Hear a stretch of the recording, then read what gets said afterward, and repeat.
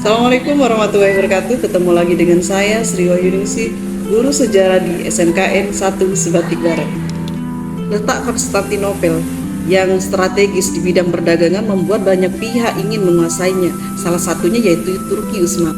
Dan pada akhirnya Konstantinopel jatuh ke tangan Turki Utsmani pada tahun 1453. Jatuhnya Konstantinopel ke tangan Turki Utsmani menyebabkan sulitnya mengakses rempah-rempah di Eropa. Apa hubungannya sehingga jatuhnya Konstantinopel ke tangan Turki Utsmani menyebabkan sulit mengakses rempah-rempah di Eropa? Rupanya, Konstantinopel merupakan pusat pasar rempah-rempah di Eropa pada abad pertengahan, yaitu pada abad ke-13 sampai ke-15. Sehingga setelah Konstantinopel jatuh ke tangan Turki Utsmani, menyebabkan sulit untuk mengakses rempah-rempah yang ada di Eropa. Sehingga jatuhnya Konstantinopel ke tangan Turki Utsmani menyebabkan bangsa Eropa ingin mencari rempah-rempah ke sumbernya. Alasan kedatangan bangsa Barat selain jatuhnya Konstantinopel yaitu semangat 3G, Gold, Glory, dan Gospel. Alasan terjadinya penjelajahan samudra dilatar belakangi oleh penemuan-penemuan teknologi baru seperti kompas dan karavel.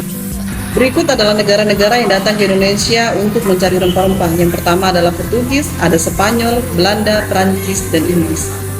Pada pertemuan kali ini kita akan membahas tentang kedatangan bangsa Portugis ke Indonesia. Kedatangan bangsa Portugis ke Indonesia pada tahun 1509 sampai 1595. Mari kita bahas perjalanan samudra bangsa Portugis ke dunia timur dan pada akhirnya sampai di Indonesia. Bangsa Portugis merupakan bangsa yang dikenal sebagai bangsa penjelajah samudra. Itu adalah nama-nama penjelajah samudra dari Portugis. Yang pertama adalah Bartolomeus, yang kedua Vasco da Gama, dan yang terakhir adalah Alfonso. Apakah ketiga-tiganya ini sampai di Indonesia? Sebelumnya, mari kita berkenalan dengan Bartolomeus Dias. Saya Bartolomeus Dias. Kelahiran 1450, distrik Faro, Portugal. Dan meninggal pada tanggal 29 Mei 1500. Adalah seorang penjelajah Portugis yang berlayar mengelilingi dunia hingga ke ujung selatan dari Afrika, dan saya diketahui sebagai penjelajah Eropa pertama yang pernah melakukannya. Pada tahun 1481, saya menyertai Diogo de Azambuja melakukan ekspedisi di Pantai Emas. Dan saya Bartolomeu Dias adalah seorang ksatria istana kerajaan, kepala penjaga gudang kerajaan dan ahli berlayar dari pasukan perang Sao Cristofao, Saint Christopher. Raja John II dari Portugal menunjuk dia pada tanggal 10 Oktober 1486 sebagai kepala ekspedisi untuk berlayar mengelilingi ujung selatan Afrika dengan harapan mencari rute perdagangan baru menuju ke Asia dan menemukan rute perdagangan baru. Setelah kita berkenalan dengan Bartolomeus Dias, mari kita berkenalan dengan Vasco da Gama. Saya Vasco da Gama, seorang penjelajah berkebangsaan Portugis, yang menemukan jalur jalan laut langsung dari Eropa ke Malabar, India dengan melakukan penjelajahan laut mengelilingi Afrika. Saya lahir di Sines, Portugal. Saya berkebangsaan Kerajaan Portugal. Saya memiliki 5 anak. Orang tua saya Isabel Sodre, Estevão da Gama. Buku tentang saya yaitu M. Nome de Deus, The Journal of the First Voyage of Vasco da Gama to India, 1497-1499. Saya wafat pada tanggal 24 Desember 1524, Kochi, India. Pada 20 Mei 1498, saya menjadi orang Eropa pertama yang mampu menyeberangi Samudra Hindia dan mencapai Calicut atau Kozhikode, kota perdagangan paling penting di India. Saya pun bertolak kembali ke Portugal dengan membawa rempah-rempah dan disambut layaknya seorang pahlawan. Saya penjelajah berkebangsaan Portugis, seorang pemimpin yang baik dan pemberani. Saya berhasil menemukan rute pelayaran baru menuju India melalui Tanjung Harapan di ujung Afrika. Keberhasilan saya memiliki arti penting bagi terbukanya hubungan antar Timur dan Barat. Saya menemukan jalur laut dari Eropa ke India pada 1498. Setelah itu, saya ditugaskan untuk melakukan 2 kali pelayaran lagi ke India. Bahkan Raja Portugis mengangkat saya sebagai penguasa di Goa. Baik, yang terakhir kita mari berkenalan dengan Alfonso de Albuquerque. Saya adalah Afonso de Albuquerque. Saya seorang pelaut Portugis terkenal yang berperan dalam pembentukan pemerintahan kolonial Portugis di Asia. Saya lahir pada tahun 1453, Alhandra, Portugal. Saya wafat 16 Desember 1515, di kota tua Goa, India. Kebangsaan saya Kerajaan Portugal. Ibu saya bernama Leonor de Menezes, dan ayah saya bernama Gonçalo de Albuquerque. Jabatan saya sebelumnya Gubernur India Portugis pada tahun 1509-1515. Saya dimakamkan di Church of Our Lady of Grace, Lisboa, Portugal. Saya mengawali karir sebagai penasihat raja, kemudian memulai pelayaran pada tahun 1503. Sejak saat itu, saya terus membangun reputasi sebagai komandan militer yang tangguh dan terampil, dengan memperluas pengaruh Portugis di seluruh Samudra Hindia.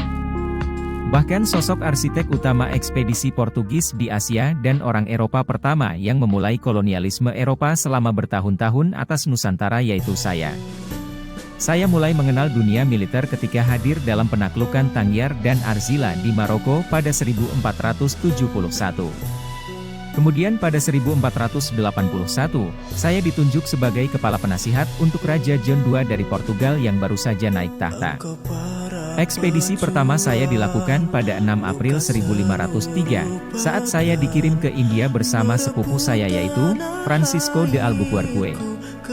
Kemudian saya berangkat melewati Tanjung Harapan hingga akhirnya sampai di India, di mana rombongan saya terlibat pertempuran dengan pasukan Zamorin dari Calicut. Setelah pasukan Zamorin kalah, Raja Kochi berhasil naik ke Singgasana. Sebagai imbalannya, Raja memberi izin Portugis untuk mendirikan benteng dan menjalin hubungan dagang dengan Quilon. Dan pada tahun 1506 saya diberangkatkan kembali ke India, kemudian saya pun tercatat sebagai orang Eropa pertama pada masa Renaissance yang menyerang Teluk Persia dan memimpin pelayaran pertama ke Laut Merah. Meskipun saya sempat dipenjara karena terlibat konflik dengan Francisco de Almeida, saya akhirnya dibebaskan oleh Fernando Coutinho, yang dikirim oleh Raja untuk membantunya. Kemudian pada tanggal 4 November 1509, saya resmi dinobatkan sebagai Gubernur Portugis di India yang kedua. Setelah menjabat, saya berhasil menaklukkan Goa di India dan bertekad untuk mengalahkan orang Muslim serta memegang kendali atas perdagangan rempah-rempah dunia. Dan pada tahun 1511, saya ditugaskan untuk membebaskan orang Portugis yang ditawan di Malaka. Setelah berhasil menyiapkan 900 tentara Portugis dan 2.000 tentara bayaran dari India, saya segera bertolak ke Malaka.